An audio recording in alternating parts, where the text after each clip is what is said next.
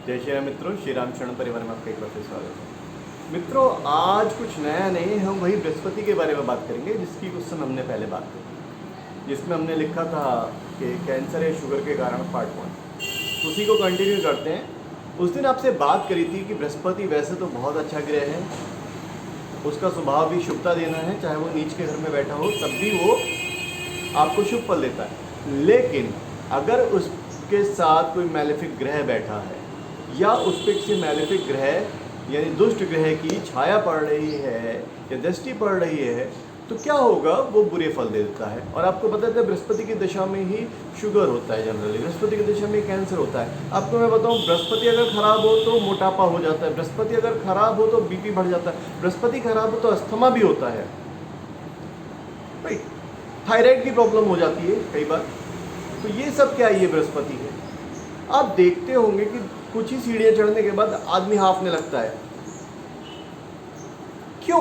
बृहस्पति खराब है। आप कहेंगे ये एक्सरसाइज नहीं करते, ये नहीं करते। भाई बृहस्पति खराब है, इसी वजह से ये हो रहा है। बृहस्पति अच्छा होता तो आप फिट रहते। ऐसा नहीं है पूरी दुनिया एक्सरसाइज नहीं कर रही है, लेकिन बृहस्पति शायद उनका अच्छा है, इसीलिए मैं कहता हूँ बृहस्पति अच्छा होना चाहिए। भाई अब बृहस्पति खराब की पहचान क्या है? आपके बाल उड़ने शुरू हो जाएंगे।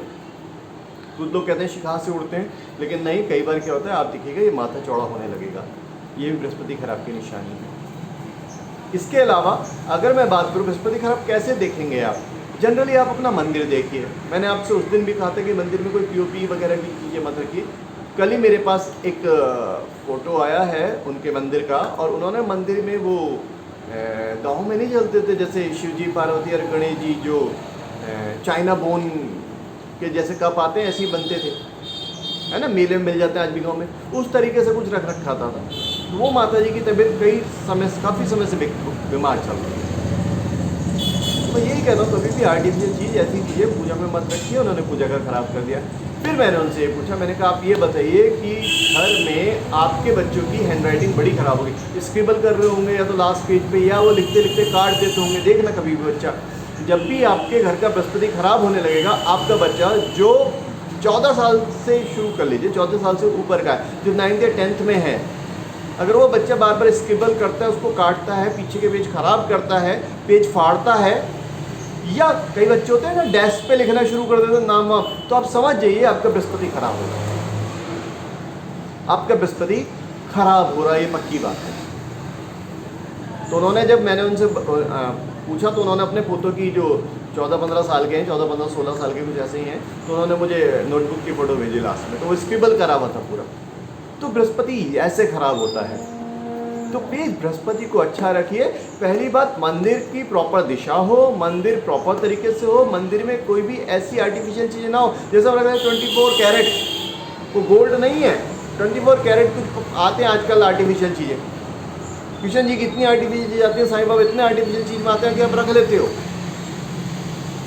रखोगे और फिर पछताते हो, फिर रोते हो।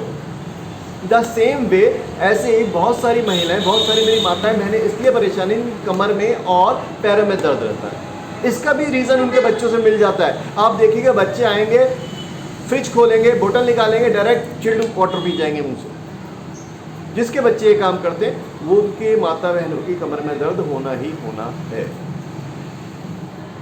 सीधी सी बात है। आप घर में देखिए ना, आप खुद उन प्लैनेट्स को ख़राब कर रहे हैं, तो बच्चों को बोलिए ऐसे ना करें, पानी को थोड़ा नॉर्मल होने दें और ग्लास में करके पिएं।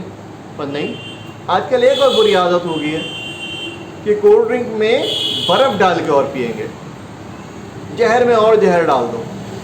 और एक चीज़ और बताओ, अगर आप सहमत हो, क्योंकि ये मेरा अपने से, जो लोग आत्महत्या करते हैं जनरली 90% लोग ऐसे हैं जो आत्महत्या करते हैं वो शराब पी के करते हैं। तो मैं आज आपको बता दूँ, वो शराब में जब उनका समय खराब हो, प्लेनेट खराब हो, उन्होंने शराब में क्या डालना शुरू करा? कोल्ड ड्रिंक, कोल्ड ड्रिंक के ऊपर बर्फ़, या शराब में सोडा, सोडे के ऊपर बर्फ़, यानी शनि में राहु मिला दिया, राहु मिला के, दैट इज कॉल्ड हलाहल विष। हलाल विष का कोई तोड़ नहीं है। तो बुद्धि को इतना भ्रष्ट कर देगा कि आदमी आत्महत्या करने से पहले सोचेगा ही नहीं।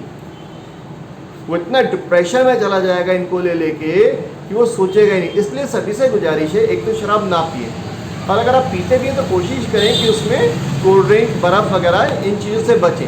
क्योंकि उसमें धुएं निकल रहे हैं तो समझो खराब है।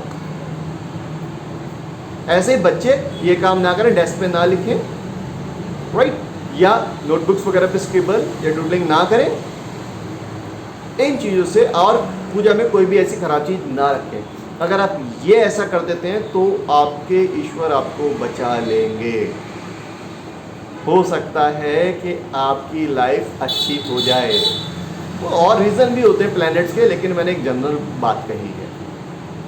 अगर आप शराब में कोल्ड ड्रिंक, सोडा, बर्फ़, इन चीज़ों की भरमार नहीं करेंगे तो हो सकता है आप डिप्रेशन में जाए ही ना।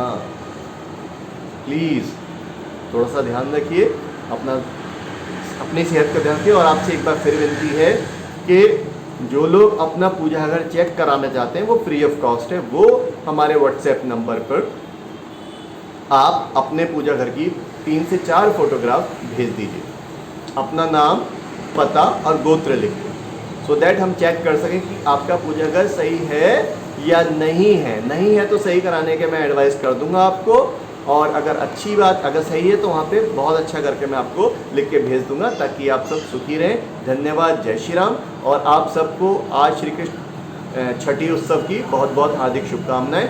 जय श्री कृष्ण।